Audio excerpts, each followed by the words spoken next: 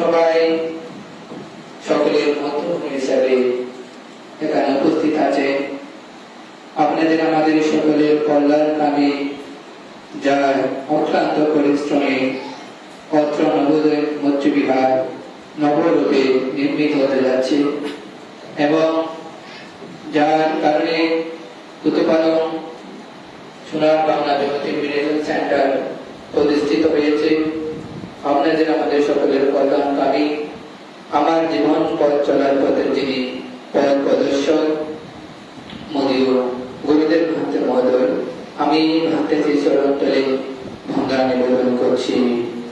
এখন আরো উপস্থিত আছে যিনি ষোলপাল চন্দ্রোদয় বুদ্ধিবিহার হতে সমগ্র পাতিমুখ মুখস্থ করে যিনি পাতিমুখ সনদে ভূষিত হয়েছে, আমার অগ্রজ কল্যাণকামী বদন্ত জ্যোতি শুদ্ধান্ত ভক্তের মহোদয়, আমি ভক্তিকে বন্দনা নিবেদন করছি।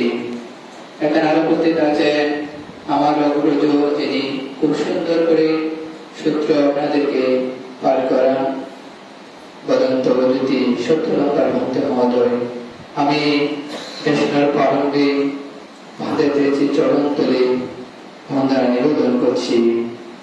আপনারা যারা দূর দূরান্ত থেকে এখানে এসে সমাগত হয়েছেন, আপনাদেরকে আমি মৈত্রীময় পূর্ণদাসী নিবেদন করছি।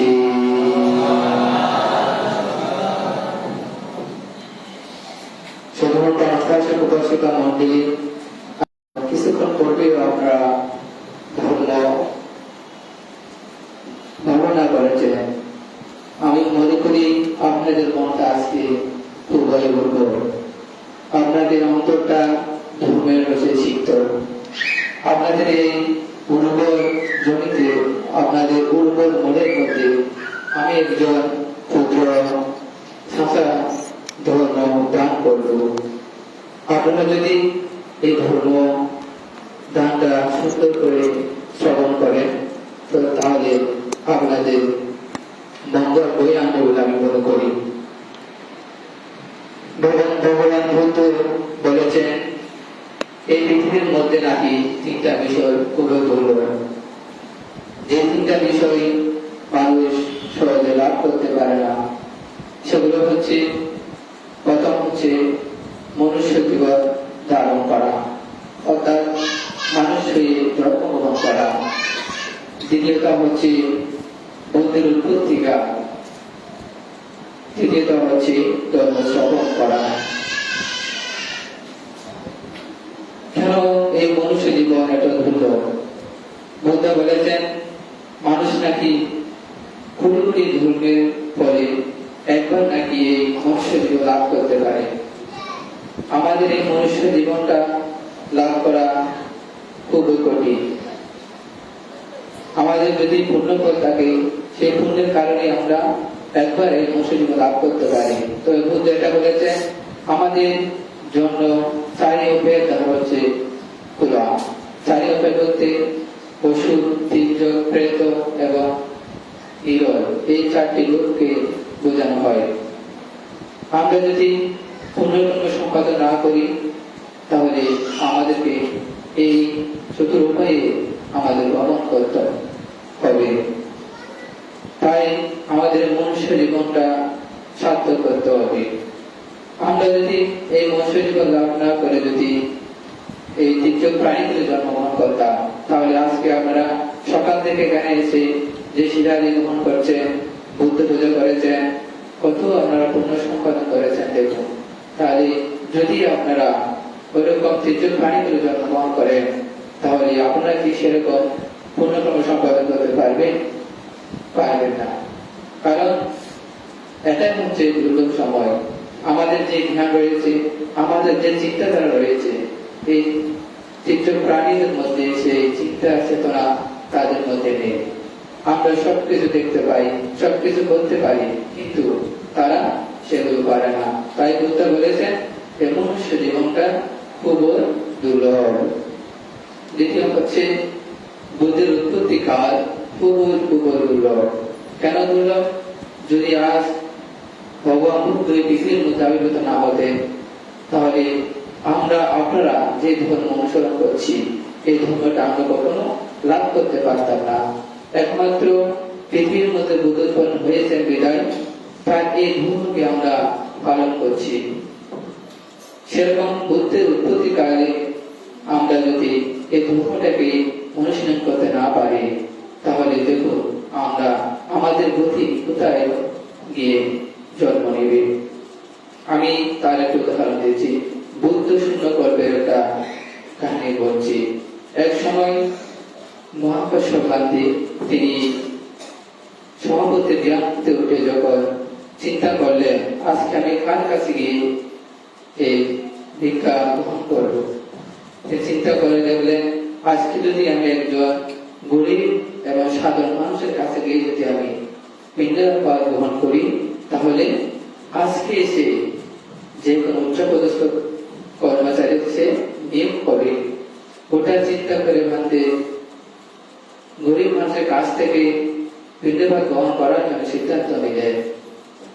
তখন দেবরাজ ইন্দ্র ওই ভান্তের কথা জানতে পারলেন। তখন সে কি করলো, একটা তাঁতির বেশ করে ওই ভান্তের আসার পথের মধ্যে দাঁড়িয়ে পড়ল। দেবরাজ ইন্দ্র এবং দেবরাজ ইন্দ্রের স্ত্রী সুজাতা ওরা দুইজনে রাস্তার মধ্যে দাঁড়িয়ে রইল বান্তেকে পিণ্ডপাত দেওয়ার জন্য। তখন বান্তে তো পিণ্ডে ছাড়ার জন্য আসলেন। তখন একজন মানে বৃদ্ধ বয়সের মতো বেশ করে যে সে ইন্দ্র মানে না জানার মতো একদম মানে বান্তে বললো আজকে কত সৌভাগ্য আমাদের, আজকে যে আমরা বান্তেকে লাভ করেছি, আমাদের বড়ই দুর্লভ সুযোগ, বান্তেকে আজকে আমরা আমাকে স্বয়ং দান করতে হবে। সে বলে ওর স্ত্রীকে বললো ওগো তাকে তুমি কি রান্না করেছো, কিছু তাকে বান্তেকে দাও। ওটা বলে দেবরাজ ইন্দ্র ওই ভাতের খাত থেকে পাত্রটা নিয়ে যখন স্বয়ং পাত্রের মধ্যে দিল তখন এই স্বয়ংের সুগন্ধে সমগ্র সমস্ত নাকি সুগন্ধে ভরে গিয়েছিল। তখন ওই মহাকর্ষ ভান্তে জানতে পারলেন তিনি যে দেবরাজ ইন্দ্র। তখন ভান্তে তাকে বলল এই দেবরাজ ইন্দ্র আপনি আজকে একজন গরিব মানুষের খাবার ভাগ্য নষ্ট করেছে। তখন ওই দেবরাজ ইন্দ্র বলল ভান্তে আমি তো খুবই দুঃখী। তখন ভান্তে বলল কেন, আপনি তো দেবরাজ ইন্দ্র, আপনার কেন দুঃখ, আমার কোথায় আপনার কোথায় দুঃখ, আপনি কেন দুঃখ পাচ্ছেন? তখন দেবরাজ ইন্দ্র বললেন প্রভু আমার দেবভবনে 3 জন দেবতা রয়েছে, মহারথ, সূর্যরথ এবং অনেক কাপড়। এই 3 জন দেবতা যখন আমার দেবভবন হতে বাইর হয় তখন আমাকে মনে হয় আমি একজন পুত্র জনকী বুকের মতো। তাদের জুতিতে সমগ্র দেবলোক আলোকিত হয়, তাদের সেই আলোকিত হয়ে আমাকে আমার দেবভবনের মধ্যে ডুবে থাকতে হয়, আমি বের করতে পারি না। তখন ও বলল আমি যখন বুদ্ধ শূন্য গল্প ছিল তখন আমি সারা জীবন আমি মানুষের সেবা নিয়োজিত করেছিলাম, মানুষের সেবা করেছিলাম, মানুষ হিসাবে আমি আত্মনিয়োগ করেছিলাম। আমি সেই পুণ্যের বলে আজকে দেবরাজ পুত্র হয়েছি। কিন্তু ওই 3 জন দেবপুত্র মহাকর্তন নামে একজন অর্হত ভান্তেকে পিণ্ডদান করে তারা এত সৌভাগ্য অধিকার হয়েছে, অর্থাৎ এত পুণ্যের বলে অধিকার হয়েছে। সেই কারণে আমি আজকে আপনাকে এই ধান দেওয়ার জন্য এখানে এসেছি। তখন ভান্তে বলতেন তার এই দুঃখ কাহিনীটা শুনে সাধুবাদী তার সিদ্ধান্ত অনুমোদন করলেন। তাই দেখুন এই বুদ্ধ শূন্য কল্পে তিনি উৎপন্ন হয়ে যে সারা জীবন সে মানুষ সেবা তিনি করেছেন, মানুষ সেবা বলতে মানুষদেরকে সেবা করেছেন, মানুষের যে কোনো আপদে বিপদে সাহায্য সহযোগিতা করেছেন। কিন্তু এই 3 জন দেবপুত্র বুদ্ধ শাসনকালে মহাকর্তের নামে একজন ভান্তেকে স্বয়ং দান করে তারা দেবলোকের শ্রীদানে হয়েছে। তবে দেখুন এই আমাদের বুদ্ধের শাসনকালটা কত দুর্লভ। আর আমরা এমন তো দুর্লভ জীবন পেয়ে যদি আমরা ধর্ম আচরণ না করি, তাহলে আমরা মৃত্যুবরণ করার পর কোথায় গিয়ে আমরা জন্ম নেব। তারপর তৃতীয়টা হচ্ছে ধর্ম শ্রবণ করা অতীব দুর্লভ, অতীব দুর্লভ, অতীব দুর্লভ। বুদ্ধের মনটা তিনবার বলেছিলেন। কারণ কেন বলেছিলেন? এই ধর্ম শ্রবণের কারণে মানুষ মুক্তি লাভ করতে পারে। আজকে আমি যাদের ধর্মদান করছি বা ভক্তের আপনাদেরকে যে ধর্ম দান করে, এই ধর্ম দান যদি আপনারা শুনতে না পান, তাহলে আমরা কিভাবে মুক্তি লাভ করবেন? আমরা কিভাবে মুক্তি লাভ করবো যদি আমরা ভালো সহজ পরামর্শ না পাই? সেজন্য আমাদেরকে এই ধর্মটা শ্রবণ করতে হবে। সেজন্য বুদ্ধ বলেছেন সাবধান সমাধান দেখাচ্ছি, অর্থাৎ সর্বদানের সে হচ্ছে একমাত্র ধর্মদান শ্রেষ্ঠ।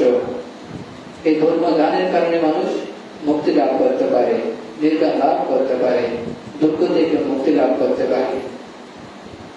আমরা বর্তমান সময়ে যে পুণ্যটা পেয়েছি, যারা বড়লোক হয়েছি বা যারা দরিদ্র হয়েছি বা যারা মধ্যবিত্ত হয়েছি, যেই সম্পদগুলো আমরা বর্তমান ভোগ করছি, এগুলো হচ্ছে ফাঁসি খাবার মাত্র। বিশ্বকারাগার বিকাশ সৃষ্টিকে বলেছিলেন, পিতা আপনি ফাঁসি খাবার খাচ্ছেন। ফাঁসি খাবার অর্থ হচ্ছে কি, এই যে আমরা পূর্বজন্মে যে আমরা পুণ্য করেছিলাম, সেই পুণ্যের ফলটা আমরা বর্তমান সময়ে আমরা ভোগ করছি। আমরা যারা অনেক ধন সম্পদের মালিক হয়েছি বা আমরা যারা অনেক আর্থিকার মালিক হয়েছি, তা হচ্ছে পূর্বযুগের পুণ্য পারমিতার হেতু। কিন্তু আমাকে তো বর্তমান জন্য কিছু করতে হবে। আমি যদি বর্তমানে কিছু না করি, তাহলে ভবিষ্যতে আমি কি বা লাভ করবো? এই 31 যুগের মধ্যে আমাদেরকে জন্মগ্রহণ করতে হবে, এই ভ্রমণের মধ্যে আমাদেরকে ঘুরতে হবে, যতদিন পর্যন্ত আমরা আর্যমার্গ লাভ করতে পারি নাই।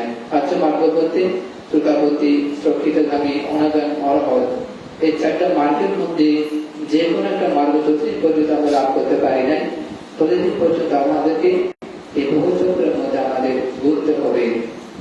তাই দেখুন, এই যতদিন আমরা এমন তো সুযোগ পেয়ে আমরা মানুষ হয়েছি, বুদ্ধের উৎপত্তিকালে পেয়েছি, বুদ্ধের শাসনও পেয়েছি এবং আমরা ধর্ম শ্রবণ করতে পারছি। এমন তো সুযোগ যদি আমরা পেয়ে যদি আমরা হাত ছাড়া করি, অর্থাৎ যদি আমরা আমাদের জীবনকে অন্য কাজে আত্মনিয়োগ না করি, দানশীল ভাবনা কাজে আমাদের জীবনকে যদি আমরা আত্মনিয়োগ না করি, তাহলে আমরা পরে আমাদের এই জীবনটা কোথায় যাবে, আমরা কিভাবে জন্মগ্রহণ করবো, এত ভেবে দেখব। উপাসিকা মন্ডলী পান্তে আমাদেরকে একটা নির্দিষ্ট ধারা দিয়েছেন। পান্তে বলেছেন যে জমকবর্গে থেকে একটা একটা গাথা আপনাদের উপস্থাপন করার জন্য। আমি এখন পূর্বে যে গাথা দুটা ভাষণ করেছিলাম, সে গাথা দুটো এখন ভাষণ করব। এখানে বুদ্ধ বলেছেন সুভানুপাচ্ছা বিহারান্তা ইন্দ্রিয় স্বাচাঙ্গত বুধরা মিনসা আমাতেয় কুচিতানিনা বিরিয়া তাম্বি পাশারথি মারো ওয়াতুরু কাওয়া কোপালা। অর্থাৎ এখানে বলেছেন যে নিরুপাব শুভাদর্শী, ইন্দ্রিয় সমূহ অসংযত, বুঝিনে মাত্রা জ্ঞানহীন, হীনবীর্য এবং মনুষ্য পরায়ণ, তাকে বাড়িতে বিধ্বস্ত দুর্বল বৃক্ষে নিয়ে মারমারি দুগণ অভিহিত করে। অর্থাৎ যে শুভাদর্শী, আমরা মনে করি আমাদের শরীরটা খুবই সুন্দর, আমাদের দেহটা অনেক সুন্দর, আমরা মনে করি না?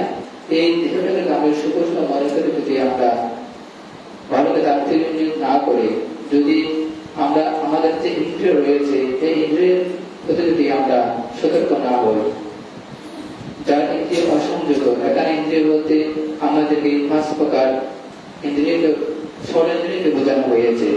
চক্ষু, কর্ণ, নাসিকা, জিহ্বা, ত্বক এবং কায়। এই 6টি ইন্দ্রিয়কে আমাদেরকে দমন করতে হবে। যদি আমরা দমন না করি, তাহলে আমাদেরকে কি করবে? মার বায়ুতে বায়ু যখন বাতাস দেয় তখন শেকড়হীন গাছ যেমন সহজে পড়ে যায়, ঠিক তদ্রূপভাবে আমাদের প্রিয় মা বাড়ির পূজা সেভাবে অভিভূত করবে। আবার দ্বিতীয় গাতে বলতে বলেছেন, আসুবান পাশ বিহারান্তা ইন্দ্রিয়ে সুসংবাদ বোধনা মিসা মাত্রেয় সাবদা আরাধা বিরিয়া তাম্বে নাপাসাহাতে মারো ওয়াতু সালাম ওয়া পাপাতা। অর্থাৎ যিনি অশুভ ভবনের রত, ইন্দ্রিয় সমূহ সুসংযত, বোঝেন মাত্রা জ্ঞান রাখেন এবং শ্রদ্ধা ও আরত্ব বীর্য সম্পন্ন, বায়ুতে অবিসর শিলাময় পর্বতে নিয়ায় মারবাড়ি যুগন তাকে কখনো অভিভূত করতে পারে না। অর্থাৎ অশুভ ভবন বলতে এখানে আমাদের শরীর যে রয়েছে, এই দেহটাকে আমাদেরকে পর্যবেক্ষণ করতে হবে। আমরা মনে করি আমাদের শরীরটা খুবই সুন্দর, মনোজ্ঞ, দেখতে পাই, তবে একটু যে চিন্তা করে দেখে এই শরীরের মধ্যে সবকিছু অপচিত পরিপূর্ণ। আমাদের এই শরীরের মধ্যে বৈশিষ্ট্য কিছু রয়েছে, চক্ষু আমাদের রয়েছে, মানে কেশ, লোম, নখ, দন্ত, তারপরে ফুসফুস, অংশ, অন্তর্মন্ত্রী, এরকম 32টা অরুচি আমাদের শরীরের মধ্যে বিদ্যমান। এই গুরু যখন আপনারা যখন দর্শন করবেন, আপনাদের মধ্যে একটা জীবনের প্রতি একটা বিতৃষ্ণা চলে আসবে, একটা অনিত্যতা ভাব উপলব্ধি হবে, যে অনিত্যতার কারণে আপনারা মুক্তি লাভ করতে পারবেন। বুদ্ধের সময় মহাকাল, স্থূলকাল এবং মধ্যকাল নামে 3 জন যুবক বাস করত। তাদের অভিজ্ঞতা ভগবান বুদ্ধ এই গাথা দুটি ভাষণ করেছিলেন। সেখানে মহাকাল এবং স্থূলকাল অন্য দেশে গিয়ে তারা ব্যবসা বাণিজ্য করত, তারা ব্যবসা বাণিজ্য করে জীবন চালাত। কিন্তু মধ্যকাল বাসার মধ্যে যে জিনিসপত্র ছিল সেগুলো তার গ্রামের মধ্যে বিক্রি করে জীবিকা নির্বাহ করত। তো একদিন মহাকাল এবং স্থূলকাল যখন শ্রাবস্তিতে ব্যবসা করার জন্য গেল, তখন তারা দেখতে পেল শ্রাবস্তিবাসী সন্ধ্যার সময় হাতের মধ্যে ফুল, ধূপ, বাতি নিয়ে কোথায় যাচ্ছে। ওটা দেখে মহাকাল জিজ্ঞাসা করলো, আপনারা কোথায় যাচ্ছেন? তখন নাকি একটা নিয়ম ছিল, শ্রাবস্তিবাসীরা সকাল সন্ধ্যায় বিহারে যেত ধর্মশ্রবণ করার জন্য।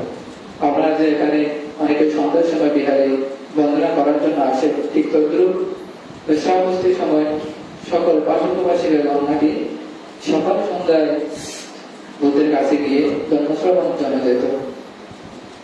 যখন সে জানতে পারলো তারা ধর্মশ্রবণের জন্য যাচ্ছে, তখন মহাকাল বুদ্ধের ধর্মশ্রবণ করার জন্য সেখানে গেল।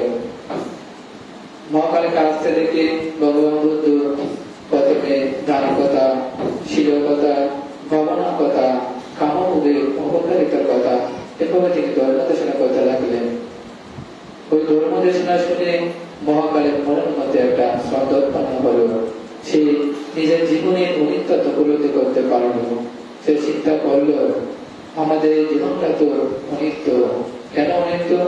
আমার যে স্ত্রী, পুত্র, কন্যা যেগুলো রয়েছে এগুলো আমার সাথে, আমি যখন মৃত্যুবরণ করবো, কেউ আমার সাথে যাবে না, করছেন আমাকে এই দেহ করে আমাকে বিপদ হবে। চিন্তা করে সকল উপাসিকাগণ যখন চলে আসলো, তখন মহাকাল বুদ্ধের কাছে গিয়ে বিক্ষোভ হওয়ার জন্য প্রার্থনা করলেন। তখন বুদ্ধ তাকে বললেন, আপনার কোনো আত্মীয় স্বজন আছে কিনা? যদি তাকে তার কাছ থেকে অনুমতি নিয়ে এসো। তখন সে বলল, আমার একজন ভ্রাতা আছে। তখন বুদ্ধ বলল, তার কাছ থেকে অনুমতি নিয়ে আসার জন্য। সে তার ভাইয়ের কাছে অর্থাৎ স্থূলকালের কাছে গিয়ে বলল, ভাই, আমি ব্রহ্মচর্য গ্রহণ করবো, তুমি সংসারের সবার দায়িত্বগুলো পালন করবে। তার কথা শুনে ভাই বলল, আপনি আমাদের সকলের অগ্রজ, আপনি যদি চলে যায় আমরা কিভাবে আমাদের কাজগুলো করবো, বহু অনুরোধ করেছিল, কিন্তু সে রাজি হলো না। সে ভিক্ষা হওয়ার জন্য চলে আসলো। তখন ছোটকালে চিন্তা করলো, আমি আমার ভাইকে না নিয়ে আমি আসবো না। সেই তার সাথে সাথে গিয়ে ভিক্ষা হয়ে গেল। তখন একদিন মহাকাল ভগবান বুদ্ধের কাছে গিয়ে বললেন, প্রভু, আপনার সেই ধর্মের মধ্যে কয়টি দূর রয়েছে? তখন বুদ্ধ বলল, দুইটি দূর রয়েছে, একটা হচ্ছে গ্রন্থ দূর আর একটা হচ্ছে বিদর্শন দূর। অর্থাৎ ধর্মের মধ্যে গ্রন্থ দূর বলতে সূত্র আবৃত্তিকে বোঝায়। যারা সূত্র মুখস্থ করে সমগ্র ত্রিপিটক যারা মুখস্থ জানে তাদেরকে বলা হয় গ্রন্থ দূর। বিদর্শন দূর বলতে যারা ধ্যান সমাধি কঙ্গাল অনুশীলন করে তাদেরকে বলা হয় বিদর্শন দূর। তো তখন মহাকাল বলল, ভান্তে, আমি অনেক বৃদ্ধ বয়সে কর্ম জানিয়েছি, আমার পক্ষে এই বয়সের মধ্যে সূত্র দূর বা গ্রন্থ দূর মুখস্থ করা আমার পক্ষে সম্ভব নয়, আমি বিদর্শন দূর গ্রহণ করব। তখন সে শ্মশানের ব্রত গ্রহণ করে সে চলে আসলো। সে প্রতিদিন রাত্রে প্রথম জামের পর শ্মশানে গিয়ে সংক্রমণ করে ধ্যান সমাধি করত। আবার সূর্য অরুণোদয় হওয়ার পূর্বে সে তার বিহারের মধ্যে চলে আসত। তখন ওই শ্মশানের মধ্যে রক্ষিকা কাললক্ষ্মী নামে একজন উপাসিকা ছিল, যে শ্মশানকে রক্ষা করত। সে দেখলো যে প্রতিদিন কে এখানে এসে শ্মশানের মধ্যে পাখি ঢুকতে, আবার সূর্যটা পূর্বে চলে যায়, আমাকে দেখতে হবে। ওরা চিন্তা করে সে খুব পর্যবেক্ষণ করলো, কিন্তু কাউকে দেখতে পায় না। একদিন সে চিন্তা করলো তার কি আছে সেটাতে দেখবে। ওরা চিন্তা করেছে তার স্ত্রী পুত্র সবাইকে নিয়ে ওই শ্মশানের একটা স্থানে এসে বসে গেল। তখন তারা দেখতে পেল যে মহাকাল বান্তে আসছে, তিনি ধ্যান করছেন, সংক্রমণ করছেন, ওখানে সেই পর্বঅনুশীলন করছেন। ওটা দেখে তারা ভাতের কাছে এসে বন্দনা করে কুশলাতে জিজ্ঞাসা করে ভাতকে বললেন, ভান্তে, আপনি তো বিহার থেকে এখানে এসে অনেক কষ্ট হয়, অনেক দুঃখ হয়, তার চেয়ে আপনি যদি এখানে অবস্থান করেন তাহলে আপনার জন্য ভালো হবে। তখন ভান্তে তার এই কথায় সম্মতি জ্ঞাপন করে সেখানে অবস্থান করতে লাগলো। তখন ভান্তে ওই উপাসিকাকে বলল, আপনি যদি একটা দেহ দেখে আপনি সুন্দর একটা দেহ পান তাহলে আমাকে বলবেন। তখন সে হা বলে চলে গেল। ওদিকে সুলোকার সে যেহেতু বুদ্ধির ধর্মদেশনায় উদ্বুদ্ধ প্রকল্প গ্রহণ করে নাই, সেজন্য সে সবসময় ওই বাড়ির কথা চিন্তা করতে লাগলো, বাসার কথা, স্ত্রী পুত্রের কথা চিন্তা করতে লাগলো। একদিন সেই গ্রামের মধ্যে একজন খুব সুন্দর একজন মহিলা যুবতী মৃত্যুবরণ করলো। তখন তারা ওই সবধানিকাকে তাকে দেহকাজ সম্পাদন করার জন্য অর্থ দিয়ে উপকুশ প্রদান করে তাকে ওই পুরার জন্য তাকে দিল। তখন সে ওই দেহকে চিন্তা করলো, এই দেহটাকে বাদ থেকে দেখাতে হবে। ওটা চিন্তা করে তারা কি করলো, ওই ভাতের কাছে দেহটা নিয়ে গেল। তখন ভাতে এই দেহটা পর্যবেক্ষণ করলো, পর্যবেক্ষণ করে বললো, এটাকে যখন তুমি উত্তপ্ত আগুনে যখন পুড়িয়ে দিবে তখন আমাকে বলবে। তখন শীত যখন তার গায়ের মধ্যে আগুন দেওয়া হলো তখন ভান্তেকে বললো, ভান্তে এসে তার প্রথমে যে একটা শরীর যে যেরকম ছিল সুন্দর লাবণ্য যে শরীরটা ছিল চক্ষু পর্যবেক্ষণ করলো। এরপরে যখন তার শরীরের মধ্যে যখন আগুন দেওয়া হলো তখন ওটাকে তিনি দর্শন করলো, গভীরভাবে দর্শন করলো। প্রথমে তার শরীরে যখন আগুন দেওয়া হলো, তার হাত, তার পা, তার মাথা, তার চুল, তার পুরো শরীর হয়ে গেল, স্বর্ণান্ত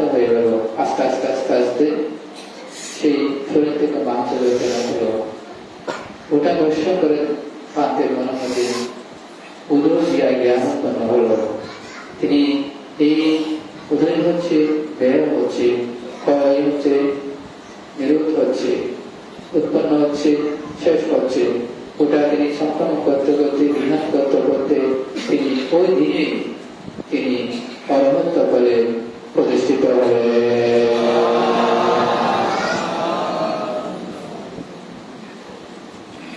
সেদিন তিনি যখন অরহত্ত লাভ করলেন, তখন বুদ্ধ তার ভবিষ্যৎটা দেখতে পেলেন। তখন বুদ্ধ ওই সেদিন রাজগীর মধ্যে ভিক্ষার জন্য আসলেন, ভিক্ষু সংঘকে নিয়ে আসলেন, বেড়াতে আসলেন ওই লোকে দেখার জন্য। তখন তাদের ছোটকালের স্ত্রীগণ জানতে পারলো যে ভগবান বুদ্ধ সেখানে এসেছেন। তারা চিন্তা করলো বুদ্ধ ভিক্ষু সংঘ পান করে আমাদের স্বামীকে আমরা ছেড়িয়ে নিয়ে নেব। ওটা চিন্তা করে তারা বুদ্ধকে ভিক্ষু সংঘ পান করলো। পান করার পর যখন তারা সেখানে গেল, তখন একটা রীতি ছিল, একজন ভিক্ষুকে আগে পাঠানো হতো বাসার মধ্যে। কেন? কারণ তখন মানে ভারতীয়দের আসন ঠিক করার জন্য বুদ্ধের আসন হবে একদম অগ্রে, এরপর ডান পার্শ্ব হবে সার্বত্র বান্তের আসন, এবং বাম পার্শ্ব হবে মহামঙ্গল বান্তের আসন, এরপর মহাশ্রাবকের আসন, এরপর আছে যে ভিক্ষু সংঘ আছে তাদের আসন ঠিক করার জন্য একজন ভিক্ষু ওনার একটা নিমন্ত্রণে আগে পাঠানো হতো। তখন ওই দিন ষোলকানকে এসে বাসার মধ্যে পাঠানো হলো। ষোলকান যখন বাসার মধ্যে গিয়ে ওভাবে যখন আসন ঠিক করছিল, তখন তার স্ত্রীরা তাকে বলল, তুমি কেন এখানে এসেছ? তোমার কে পাঠিয়েছে এখানে? তুমি যেখান থেকে চলে গিয়েছ আমাদের কাছ থেকে অনুমতি নিয়েছ? ওরকম বিভিন্ন কথাবার্তা বলে কি করলো, তারা ওর কাছ থেকে কাঁসার বস্ত্র ছিনিয়ে নিয়ে সাদা বস্ত্র পরিধান করে দিল। আসলে সম্ভবত যারা অল্প দিনের জন্য এই প্রপোজিশন লাভ করে, তারা তাদের মধ্যে একটা লজ্জা স্মরণ একটু কম থাকে। ঠিক তদ্রুপ সেই একজন স্বভাবত ভাবে মানে উপাসক হয়ে গেল। তখন তার স্ত্রী তাকে বললো, যাও এখন গিয়ে বুদ্ধ সম্মুখে আগুঘরে নিয়ে এসো। তখন তারা সেই মানে বুদ্ধ সঙ্গে আনার জন্য গেল, একটু নিঃসংকোচে। তখন বুদ্ধ ওখানে সেখানে আসলো, এসে দান অনুমোদন করে বিহারে চলে গেল।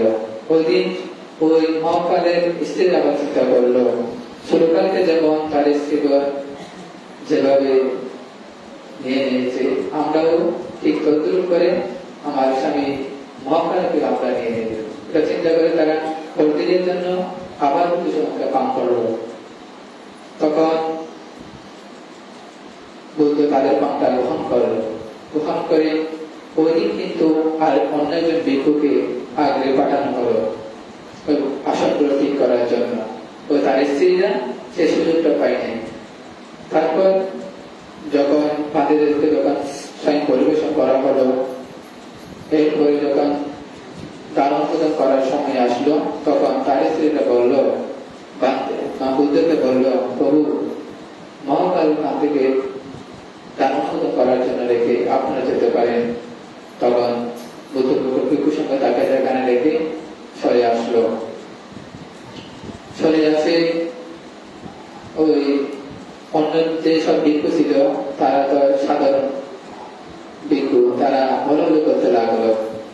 এই যে গতকালকে ষোলকাল যে তার বাসার মধ্যে গিয়ে অগ্রে গিয়ে যে অবস্থা হয়েছে, তার ছিল 2 জন স্ত্রী, মধ্যকালের কাছে 4 জন স্ত্রী এবং মহাকালের কাছে 8 জন স্ত্রী। এখন এতগুলো স্ত্রীর মধ্যে সে কিভাবে ফিরে আসবে, ওটা চিন্তা করে তারা এই কথাটা বলতে লাগলো। কিন্তু ওদিকে মহাকাল যখন দান অনুমোদন করার জন্য প্রস্তুত হলো, যখন দান অনুমোদন করছিল, তখন তাদের স্ত্রীগণের কথা মানে সে জানতে পারলো তাদের মনটা মনোযোগী নেই, ধর্মের অনুকূলে নাই। তখন তারা যখন ওটা ওই ষোলকালকে যেভাবে করেছিল সেভাবে যখন উদ্যত হলো, তখন পান্তি আকাশ মার্গে সেখান থেকে চলে আসলো। ওদিকে ওই ভিক্ষুরা যখন ওই কথাটি বলাবলি করতে লাগলো, তখন বুদ্ধ তাদের কথাগুলো শুনতে পেল। সে কথাগুলো শুনে বুদ্ধ তাদেরকে এই দুটি গাথা বলেছিলেন। আকবর যে গাথাগুলো বলেছিলেন, সুবর্ণপাত সংবিধানতা ইন্দ্রিয় সু আসংগত ভোজনামি সমাত্তেয় অমাত্তেয় কুসিতাঙ্গিনা বেরিয়াম থাকবে ভাষারে মাতো ওয়াদরূপম অদুর্বলা।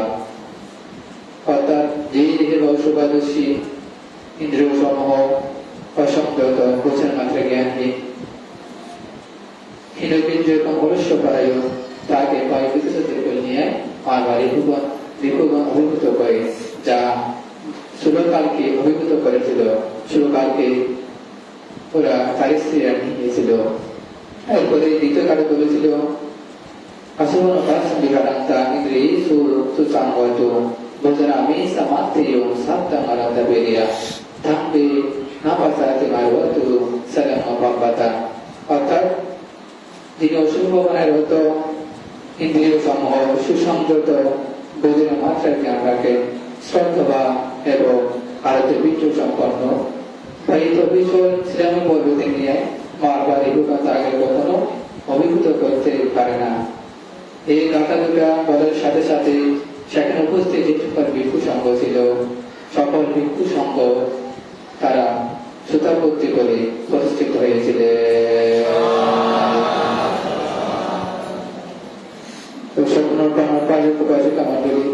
আমি অতিবাহিত করবো না, প্রান্তে আপনাদেরকে একটু আরো একটু বিস্তারিত আলোচনা করবেন। আপনারাও আপনাদের এই কথার মধ্যে যেগুলো আপনাদের গ্রহণীয় সেগুলো গ্রহণ করবেন এবং নিজের জীবনের মধ্যে আচরণ করার জন্য চেষ্টা করবেন। যদি আপনার আচরণ করতে পারেন তবে আপনাদের মঙ্গল হবে। আমার এই ধর্মদেশনা করাও সার্থক করে তোলা করি। আমি আর দীর্ঘায়িত না করে দুজনে ভান্তিতে ঝলন্তরে বন্দনা নিবেদন করে আপনাদের সকলের প্রতি প্রণরাশি নিবেদন করে আমি আমার এই ধর্মদেশনা এখানে শেষ করছি।